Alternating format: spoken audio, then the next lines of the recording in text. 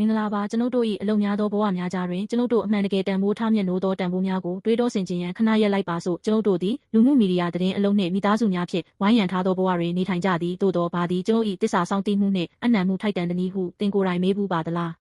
နှစ်ဆံမြူရဲ့23:8တွင်ဒါဝိဒ်၏ရဲရင်သောစစ်သည်များ၏ဇလန်းကိုဖော်ပြထားသည်သူတို့သည်အသက်ကိုဆွန့်လွတ်ကာရန်သူတပ်များထဲသို့ခြိတက်၍ဒါဝိဒ်အတွက်အောင်မြင်မှုရရှိခဲ့သည်သူတို့သည်အဘယ်ကြောင့်ဤမျှပြင်းပြစွာအနှံခဲ့ကြသနည်းယင်းသည်အမိန့်နာခံယုံသာမဟုတ်သူတို့သည်သူတို့၏ဘုရင်နှင့်အတိုင်းဝိုင်းကိုအမှန်တကယ်ချစ်မြတ်နိုးသောကြောင့်ဖြစ်သည်ဤဒီမှာရှေးခေတ်စစ်ပွဲဇလန်းတစ်ခုသာမဟုတ်ယင်းသည်ယနေ့ကျွန်ုပ်တို့၏ဘဝအတွက်နက်နဲသောသတင်းစကားတစ်ခုကိုတည်ဆောင်ထားသည်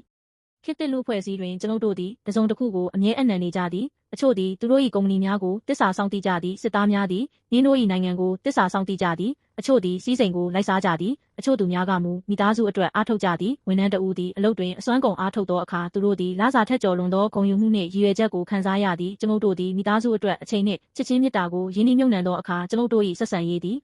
ပုံမနှဆိုင်ပြီးနှွေးထွေးလာသည်ဤသို့သောတစ္ဆာဆောင်တည်မှုနှင့်အနံ့မှုသည်ကျွန်ုပ်တို့၏ဘဝများအတွက်ပျော်ရွှင်မှုနှင့်ပြည့်စုံမှုကိုယူဆောင်လာသည်ယေရှုသည်ဖျားသခင်အပေါ်အမြင့်ဆုံးသောတစ္ဆာဆောင်တည်မှုကိုပြသခဲ့ပြီးအနံ့မှု၏စစ်မှန်သောတန်ဖိုးကိုဖော်ပြခဲ့သည်သူသည်ကျွန်ုပ်တို့ကိုအလွန်ချစ်မြတ်နိုးသောကြောင့်ကျွန်ုပ်တို့အတွက်အသက်ပေးခဲ့သည်ဤချစ်ချင်းမေတ္တာကိုသိရှိပြီးခံစားမှုသူများသည်ဖျားသခင်၏နိုင်ငံတော်နှင့်သူတို့၏ဘုရင်ဖြစ်သောယေရှုအပေါ်တစ္ဆာဆောင်တည်မှုနှင့်အနံ့မှုဖြင့်ဘဝကိုနေထိုင်လိုကြသည်ကျွန်ုပ်တို့သည်ယေရှုကိုနှလုံးသားထဲသို့ဖိတ်ခေါ်သောအခါကျွန်ုပ်တို့၏တစ္ဆာဆောင်တည်မှုနှင့်အနံ့မှုထိုက်တန်သောအရာကိုရှာဖွေတွေ့ရှိပြအကောင်းဆုံးနှင့်အဓိပ္ပာယ်ရှိသောဘဝကိုနေထိုင်ရန်ခွန်အားရရှိသည်